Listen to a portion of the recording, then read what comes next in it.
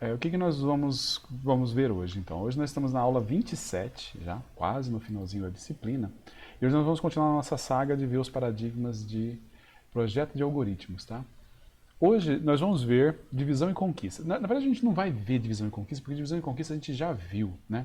O Enzo que vai estar ajudando aí nessa parte. Enzo, cita aí pelo menos duas situações onde a gente usou divisão e conquista. O merge e o quick, né? O merge e o quick, certo? Por quê? O que é a divisão e conquista? Divisão e conquista é quando você está trabalhando com um problema. Então, vou pegar aqui o básico que a gente vai fazer. Basicamente, a divisão e conquista que a gente vai ver é a equação de recorrência e ver se a gente entende a equação de recorrência. Então, eu tenho um problema de tamanho n, certo? Problema de tamanho n para resolver. Então, imagina, o que seria o nosso n aqui? Seria o tamanho do vetor, tá? E aí, para eu resolver o vetor, para eu ordenar o vetor, o merge vai fazer basicamente assim. Para eu ordenar o vetor, eu divido o vetor em duas partes, eu ordeno a cada uma das partes, junto as partes, e aí o vetor todo está ordenado, certo? E esse ordenar cada uma das partes é chamar o próprio recursão da resolução. Aqui, olha, esse cara, eu vou começar aqui, ó. Aqui eu coloquei com constantes, com valores, mas que a gente vai trabalhar com isso. Mas só para a gente ficar um pouquinho mais concreto, que a gente tem assim, ó, lá no merge, a equação era essa. Opa, o mouse está na frente. Opa. Era essa daqui a equação. Tá? Depois vocês vão entender por que eu coloquei aquele n elevado a 1 ali. Tá? O que estou dizendo? Se eu quero ordenar um vetor de tamanho n, eu divido o n em duas partes, ordeno cada uma das partes, então eu vou fazer duas vezes o trabalho, que é o trabalho de ordenar cada uma das partes, só que cada parte vai ter a metade do valor do vetor original. E o que seria? O que você acha que é esse mais n elevado a 1 aqui? O que você acha que é isso, Enzo? É uma, no caso, tipo assim, não depende do N menos 2 aí, né? Sim, Então seria o equivalente, por exemplo, do merge, seria dividir em duas partes e colocar de volta pro isso, vetor. exatamente. É o trabalho que a gente tem, ou para dividir, às vezes você tem trabalho para dividir, às vezes você tem trabalho para juntar a solução, então você divide o problema em problemas menores, depois você junta a solução dos problemas menores. Tanto para você dividir quanto para você juntar, você pode ter trabalho nisso. Por exemplo, no caso do merge, dividir é trivial. Dividir é só achar onde é que está o meio e boa. Não interessa o tamanho do vetor, dividir é muito fácil, é muito barato na hora que eu estou usando no merge. Porém, depois que eu terminei as partes, eu tenho que juntar as partes, e na hora que eu vou juntar as partes, isso aí o custo de juntar é linear, é n, certo? Então por isso que essa daqui seria a formulazinha do merge. Quer ver? Eu vou pegar uma outra fórmula aqui. Vamos pegar assim, ó. Vamos lá. T de n é igual a... vamos pegar aqui 4t de n sobre 2 mais 1. O que uma fórmula dessa aqui está dizendo? Repara que mais 1 corresponde também, se você quiser, a gente fica no mesmo formato ali, a n elevado a zero. N elevado a zero é 1, certo? É uma constante. O que isso aqui está dizendo? Está dizendo assim, olha, para eu resolver o problema, eu divido o problema em duas partes, só que eu vou ter que resolver 4 vezes essas metades, certo? Então, quer dizer, de alguma forma eu tenho que resolver uma parte, depois resolver a outra parte, e, sei lá, combinar essas soluções de algum jeito para conseguir chegar no resultado final. Porém, eu estou dizendo aqui que esse trecho que é a divisão e na hora que você junta, eu estou dizendo que isso aqui é constante. Não tem preço. Não depende do tamanho de n, certo? Para eu poder dividir meu problema em partes, eu não vou depender do tamanho de n. Essa divisão vai ser sempre constante. E juntar o resultado também é constante. Então é isso, basicamente, que essa fórmula aqui está dizendo. O que é estranho, às vezes, é assim, né? Por que eu divido em duas partes e depois que eu dividir em duas partes, eu vou fazer 4 vezes? Mas às vezes acontece, tá? A gente vai ver pelo menos um exemplo onde ele vai fazer um negócio mais estranho que isso ainda. Vamos pegar aqui, ó. Professor, Diga. só para Uhum, uhum. Tipo, a recursão sempre envolve você diminuir um pouco Sim, a dificuldade do problema, digamos assim, para você sim, chegar no caso base simples que você consegue retornar. sim, E a divisão em conquista, você realmente divide o problema. Tipo, exato, essa recursão é sempre um denominador, ele é exato, exatamente. tipo, N vezes 2 ou N vezes 3 e tal. Muito bem observado.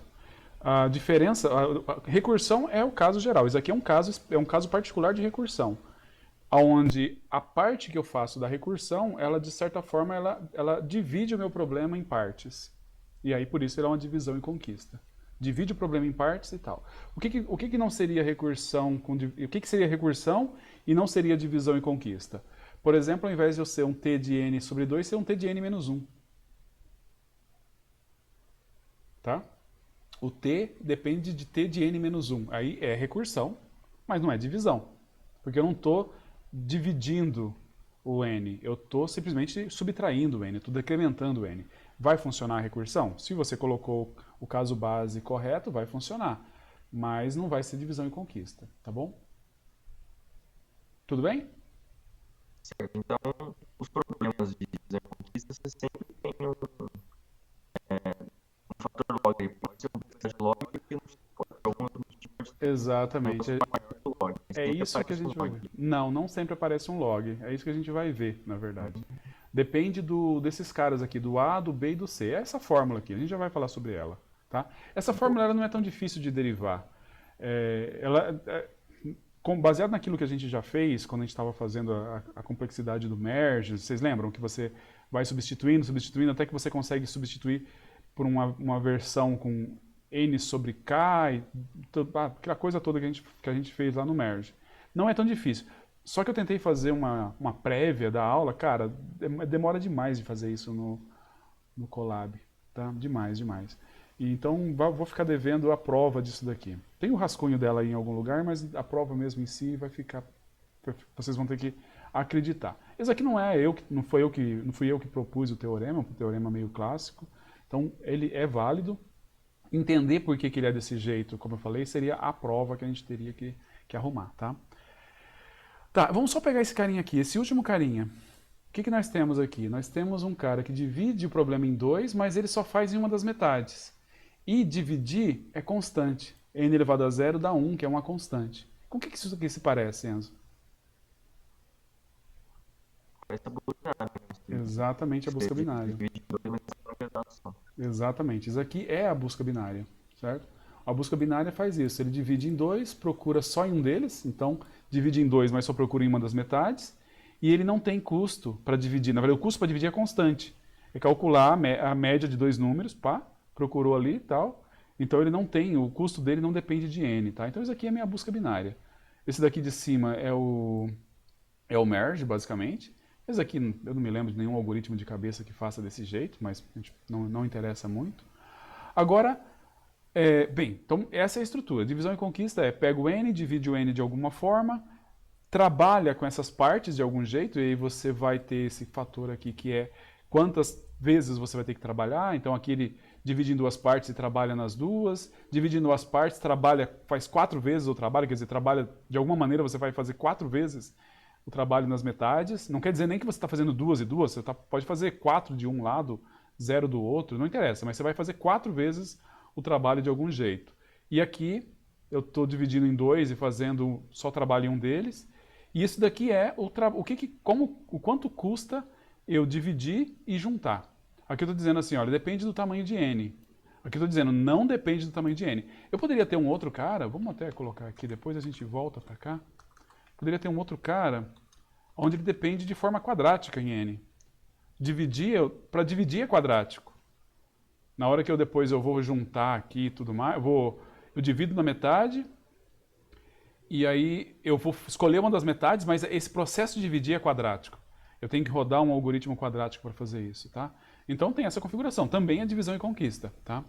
Aí a próxima pergunta é, qual que é a complexidade desse daqui? É a única coisa que a gente tem que ver a mais na divisão e conquista, é a complexidade, porque o resto é aquilo mesmo que a gente já viu. Quando a gente estava vendo o merge é um excelente exemplo, busca binária é um excelente exemplo de divisão e conquista também. O quicksort também, quicksort é aquela história, Por que que o quicksort tem o pior caso? Tem o pior caso porque ele não consegue garantir que ele divide toda vez, né? Esse é o pior caso do O quick. mercado é justamente o N-1, né? Exato, exato. Na verdade, n menos constante. Se você coloca, não precisa ser n-1, n-1 é o pior caso mesmo. Mas se você não consegue garantir que ele vai dividir de algum jeito, é um pior caso. Então, n é um caso ruim, não um pior caso, é um caso ruim. N menos constante já vai dar um caso ruim. Tá, próxima coisa que a gente tem que fazer é como é que eu provaria, eu quero descobrir qual é a complexidade desse cara aqui. Qual é a complexidade desse daqui? Bem, a gente pode usar aquela equação de recorrência para a gente resolver. Só que quando você pega os problemas, você vai ver que todos os problemas têm uma estruturinha muito parecida. Então, a gente recorre ao teorema mestre para poder descobrir qual que é a complexidade sem ter que fazer todos aqueles passos, certo? Sem ter que passar por tudo aquilo.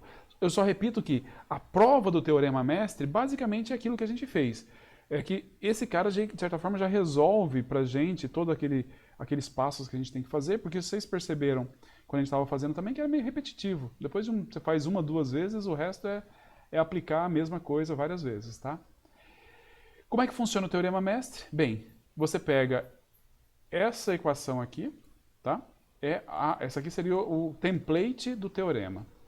Então é o T de N, ele vai dividir o N em B partes e executar a parte recursiva das partes divididas A vezes. E para juntar, ou para dividir e juntar, eu vou gastar N elevado a C. Tá? N elevado a C. Então essa daqui é a nossa, é a formulazinha, a estruturinha que a gente tem para a gente falar do divisão e conquista.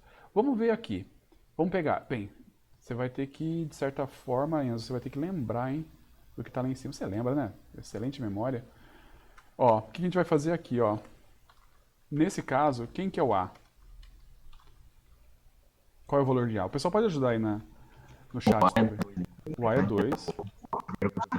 Exatamente. Quem que é o B? Sim. E quem que é o C? Exatamente. Beleza. Então, bem trivial, né? Quem que é o A aqui? 4. Quem que é o B? Opa. 2. Quem que é o C? É 0. É 0. Beleza. Vamos fazer. Bem, não temos preguiça. A é 1. B, B2. E C é 0 de novo. Ok, vamos para o último que nós temos aqui. Depois podemos fazer outros exemplos. Qual que é o A? A é 1. O B é 2. Você tem que fazer um exemplo quando o B não é 2, né? E o C? É 2. É 2, tá. É isso. Então nós temos esses caras aqui. E esses aqui, ó. Na verdade, quando você for lá a equação de recorrência, provavelmente você vai encontrar a equação de recorrência assim, ó. Por exemplo. Tá? E aí você tem que dar, dessa equação aqui, você tem que tirar esses parâmetros. A única coisa que é estranha, tá vendo? O 1 aqui fica óbvio e tudo mais, a única coisa que é estranha é que nesse caso aqui, o C seria 0. Por que que o C seria 0 mesmo assim? Exatamente. Tem uma constante D multiplicando com N. Exatamente. Que não interessa pra gente, que a gente no final é complexidade e tal. Então, qual é a constante não faz sentido. Assim como aqui poderia, em vez de ser n ao quadrado, poderia ser, sei lá, 23n ao quadrado. O C continuaria sendo 2. A gente já sabe muito bem que esse 23 aqui, essa constante, ela não vai alterar o que a gente quer calcular, tá bom? Tudo bem? Alguma dúvida?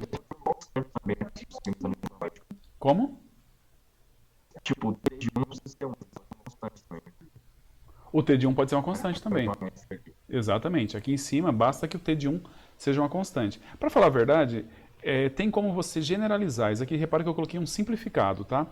Esse simplificado é por quê? Porque essa aqui é o formato mais útil do teorema. Isso aqui resolve a maior parte dos casos que provavelmente você um dia vai encontrar na vida.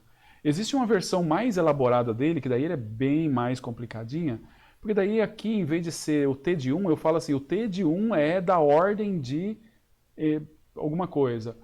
Aqui, todos esses carinhas aqui, em vez de ser formulazinhas, você substitui por funções que estão numa determinada ordem. E aí você calcula todas essas coisas, compara as ordens dos caras, e aí você tem aqui, no final vai chegar quase no mesmo resultado. Então, por exemplo, na versão simplificada, o t de 1 é 1, é uma constante. Numa versão mais elaborada, o t de 1 pode ser n.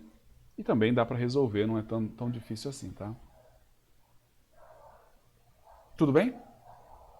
Alguma dúvida? Certo. Ok, então deixa eu parar aqui.